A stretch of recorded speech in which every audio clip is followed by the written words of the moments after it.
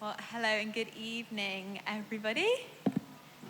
It's so lovely to be with you here this evening. And tonight I have been asked to speak about influence, specifically looking at Romans chapter 12, verse 2, which says, "Do not conform to the patterns of this world, but be transformed by the renewing of your mind. Then you will be able to test and approve what God's will is, his good and pleasing and perfect will." Another translation that we could look at which decodes some of those funky words is the Message translation, which says, "Do not copy the behaviors and customs of this world, but let God transform you into a new person by changing the way you think. Then you will learn and know God's will for you, which is good and pleasing and perfect." Now, influence is one of those words that we hear and use fairly regularly. You might have a friend who you would say has a positive influence on you. We might think about situations and circumstances which influence the ways that we act and speak and behave in the world. Or we might talk about someone who is an influencer. I think perhaps when we're looking at teens and adults, we might tend to think about social media influencers, people who set TikTok trends that we all go and copy, or advertise brands that we immediately go online to purchase. Influence, by definition, is the capacity to have an effect on character, development, and behavior of someone or something. Or influence is to affect or change someone or something in an indirect but usually important way. I wonder if you really think about it, are there some ways that you're aware of being influenced by people around you or things around you? Is anyone brave enough to shout anything out? The Bible. That's my youth group there. I'm very proud.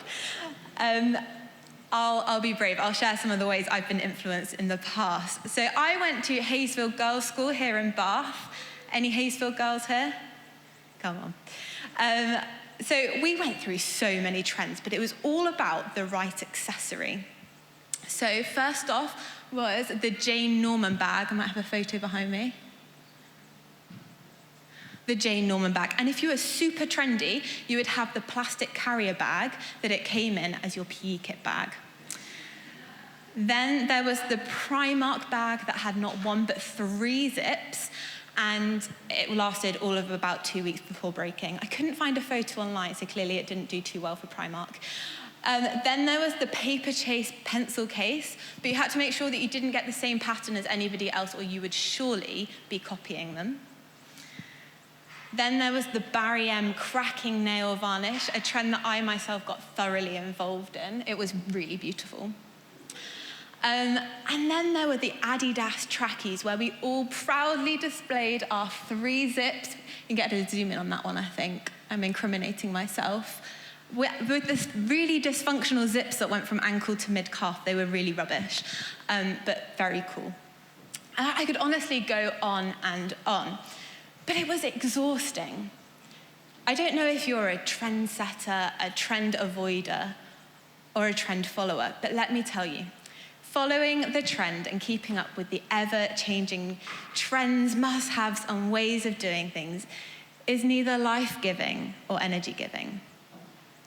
And I think that, at least in part, is why God tells us in this verse in Romans, through Paul, who wrote the book of Romans, not to conform to the patterns of this world, but to be transformed by the renewing of our minds through the power of the Holy Spirit. See, the thing is, we are all being formed. But the question is, what are we being formed by? God said to Jeremiah in chapter 1, verse 5, "Before I formed you in the womb, I knew you." And the psalmist says to God in Psalm 139, verse 13, "You created my inmost being. You knit me together in my mother's womb." It's God's loving and creative hand that formed each of us into being. But as we live life and walk the earth, encountering people and things, we have a choice. Will we allow God to continue to form us, or will we be shaped and influenced by the world? I came across some statistics that shocked me recently about how much time people spend online. And I wonder if you could take a guess, what percentage of teens in Europe use entertainment media every day? So we're talking social media, Netflix, reading, gaming, YouTube. What percentage of teens across Europe use entertainment media every day? Any guesses? 92%. Any takers? 98.9? 97. You guys are very close. It is 90% of teens in Europe using the internet for entertainment media every day. And how long do you think people spend on entertainment media every day? How many hours? 7.2? 6? 8? 7. It's 9 hours a day that 13 to 18-year-olds are using entertainment media for every day. And then I heard a statistic that really shocked me. What percentage of teenagers do you think read the Bible worldwide every day? 15%, 3%, 4%, 6%, 2%. It's 8%.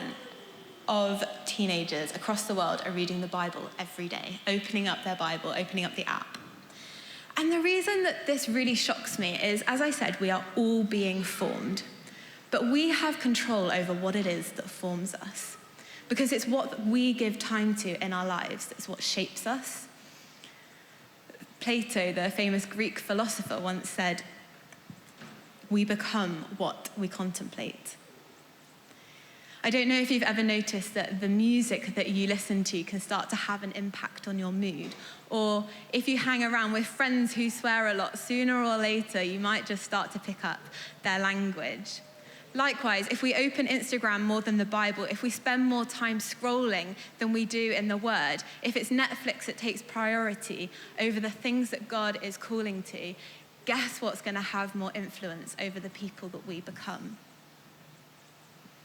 I'm not saying that we need to spend 9 hours reading the Bible and praying constantly every day, but maybe it's time for us, myself included, to look at the things that we spend time doing, the things that have an influence over the people we're becoming. So let's return to our Bible verse for this evening. Romans 12, verse 2 says, "Do not conform to the patterns of this world, but be transformed by the renewing of your mind." This transformation that Paul is speaking about is a process within us that comes about by the power of the Holy Spirit. What God is saying to us in this verse is rather than allowing ourselves to change our thoughts, our desires, our behaviors to fit in with those around us, which we know full well is ever changing and so exhausting to keep up with, he longs for us to be transformed by spending time with him. He longs for us to be transformed by him, the creator who shapes and forms us into his own likeness, the one who is perfect and constant and unchanging. He longs to be our first and our best, so that he can shape us to be more and more like him as we seek him and seek his transformation process. In the highs and the lows, the mundane and the exciting, the confusion and the peace of life. See, if we always try to conform to the patterns of this world, this ever-changing world, if we keep trying to change to fit in with the majority, we'll never be satisfied, we'll often be disappointed, and I don't think we can ever find true rest for our souls. On the other hand, Jesus is our hope. He is the unchanging one, and he invites us in Matthew chapter 11, verses 28 to 30, to come away with him. He says in the Message translation, "Get away with me and you will recover your life. I'll show you how to take real rest. Walk with me and work with me. Watch how I do it. Learn the unforced rhythms of grace. I won't lay anything heavy or ill-fitting on you. Keep company with me, and you will learn to live freely and lightly. He says that his way of doing things is so much better than the ways of the world. And whilst the ways of the world can be so burdensome, his ways are light. They bring freedom and joy. That's not to say that it's wrong or sinful to want to dress fashionably or watch the latest show on Netflix that all of your friends are watching. But if that's what's giving us joy and affirmation, if satisfaction comes from a new pair of shoes, if scrolling on our phones takes up more time than we're giving to Jesus every day, it might be time to reassess our priorities. Again, that's not to say that we have to spend 9 hours a day reading and praying constantly. But it does mean that perhaps we need to think about how we spend our time doing things, glorifying God. It's not because Jesus says these things are sinful, but because he is great and he wants great things for us. He wants to form us not just into a nice person, but a great person who lives and works in the world for his glory, to build his kingdom and to proclaim his name, not just to fit in with the crowds. But it's not always easy, is it? Sometimes, or maybe even most of the time, fitting in with the majority seems quite appealing, easy, comfortable even. It's the not quite fitting in that we don't like, that makes life feel more tough than it needs to be, surely. I hear you, and I have been there. Now, before I became a youth minister, I graduated from Plymouth University with a psychology degree, and whilst I did not learn how to read minds, I did spend a lot of time learning about different experiments, and especially about this idea of social conformity. Remember our passage, do not conform to the patterns of this world. And I remember this one particular study by a guy called Solomon Ash, who spent all of his time looking at social conformity. In his studies, he'd have 8 participants, 1 real participant, and the other 7 would be fake accomplices who were in on the experiment. And he'd show people a line called the target line. I think we've got a picture. So they'd see the target line, and then they would see 3 more lines, imaginatively called lines A, B, and C. And they would be asked which of lines A, B, and C is the one that is the same as the target line. And they'd ask the 7 fake participants first which one was the same. And they'd give wrong answers. And this really isn't a difficult thing to get right. And they'd repeat the procedure multiple times, again and again, sometimes with the participant giving the right answer, but most often giving the wrong answer. And what they were trying to do was to see if the real participant, the one single person that didn't know what was going on, would change his answer depending on what the social majority was saying, even if the majority was wrong. Now, for such a seemingly silly task, they found that 75% of the real participants conformed, so went along with the majority, at least once, to the obviously wrong answer. And when they looked into the reason why, they found that people, although the participant knew the right answer, they changed the answer because they had a fear of being made fun of or thought of as peculiar. And when they analysed the results, they found that people conform for 2 reasons. Either because they want to fit in with the group, or because they believe that the group is better informed than they are. Now, obviously, there are always limits to these kind of studies. Like this one actually only looked at men, and it's not a real life scenario. But it gets me thinking, if it's so easy to conform to such a trivial situation, what about when life gets more tough? What happens when peer pressure mounts and our friends start encouraging us to experiment with drink and drugs and relationships that go beyond our own personal boundaries? What happens when everyone around us believes that Jesus was a great guy, but he has no influence on my life today? What about when people start making fun of our faith? Do we choose Jesus, or do we choose the crowds? Well, as our verse today says, we are called to be transformed by the renewing of our mind, by the power of the Holy Spirit, and then we will be able to test and approve God's will, his good, pleasing, and perfect will. In other words, as we spend time sitting at the feet of Jesus, in his word, in the Bible, with other people, praying, allowing him to be the one that forms us, our character becomes more like him. We begin to understand his will, his desires, his purposes, his thoughts, and we begin to be aligned with him. His will, good, pleasing, and perfect as it is, becomes our own. If we conform to the ways of the world, our thoughts are shaped by the world. But if we allow God to be the one who transforms us by the renewing of our mind, our thoughts begin to reflect his, and we start to live and act in the world to build his kingdom of righteousness and peace and joy. We start to love our neighbor as ourselves, even the ones that are really hard to love, and we glorify him as he deserves. But how do we do that, I hear you ask? Firstly, I'm not going to say that there is a magic switch that we can flip that makes us start caring less about the world and more about Jesus, but I will say that we can spend more and more time with him so that he becomes number one in our lives, so that his opinion starts to matter more than anybody else's. Trust me, this is a tried and tested method. When I was 23, I started spending the first hour of my day, and it doesn't always have to be an hour, but I started spending that time with Jesus first and foremost in my day. And now I fall more and more in love with Jesus, and I care less and less about what other people think about me each day. And it's so freeing, both in a mental health kind of way, but also in a spiritual formation kind of way, because he is the one that is my first priority. Second, surround yourself with people who encourage you and champion you in your faith. People who are on this journey too.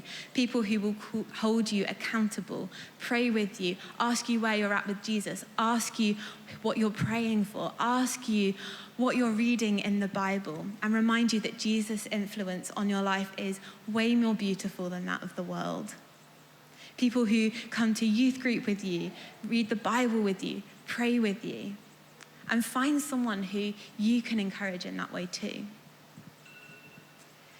Next, when it comes to spending time with Jesus, read a physical paper copy and put your phone somewhere where it's not going to distract you. Let that time just be between you and God. Put aside the world for a while. And besides that time, why not use your phone as a vessel for spiritual formation? Download some good discipleship apps like Lectio 365 or the Bible app. Find some good Bible reading plans and set yourself time limits on your social media apps.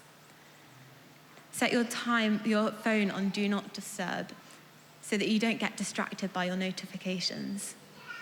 My personal advice is I found it very helpful turning off all of my push notifications for social media so that when I'm with people and when I'm with Jesus, I don't get distracted by the notifications. Lastly, when we're talking about social media, do you know you have power over the algorithms of your social media accounts? Your accounts learn what you want to see. So if you're like me and you watch a lot of cat videos, those are the things that you're going to see. If you look at the memes of the shows that you're watching at the moment, those are the things that your phone is going to show you. So change the algorithm. Follow some discipleship accounts, some Bible journaling accounts, organizations that post little Bible studies on their pages, pauses for thought. One of my young people was actually recently telling me about a trend called Christian Talk, which is where people are posting inspiring videos about their faith journeys. So as you spend more time looking at these sorts of things, your algorithms switch and your feeds start being filled with Jesus-loving, inspiring posts. So even as you scroll, you can be encouraged and inspired and influenced in your faith.